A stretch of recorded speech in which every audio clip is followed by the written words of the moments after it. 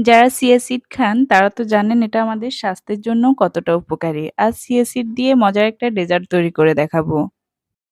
প্রথমে একটা বাটিতে ১ কাপ পরিমাণ তরল দুধ নিয়ে এর মধ্যে ১ টেবিল চামচ পরিমাণ চিয়া সিড, স্বাদমতো লবণ, ২ চা চামচ পরিমাণ মধু দিয়ে দিচ্ছি। একটা আমকে ভালোভাবে ব্লেন্ড করে নিয়েছি। এবার আমের পাল্পটা সম্পূর্ণটা দিয়ে দিচ্ছি।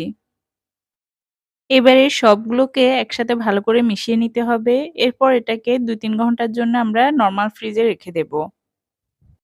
খুব ভালো হয় যদি এটাকে সারারাত ফ্রিজে রেখে দেন, কারণ এটা ঠান্ডা, ঠান্ডা খেতে খুব বেশি ভালো লাগে। আমার হাতে সময় কম থাকায় বেশিক্ষণ রাখতে পারিনি। তো আমি এটাকে ফ্রিজ থেকে বের করে ২ টা ডেজার্ট কাপের মধ্যে নিয়ে নিয়েছি।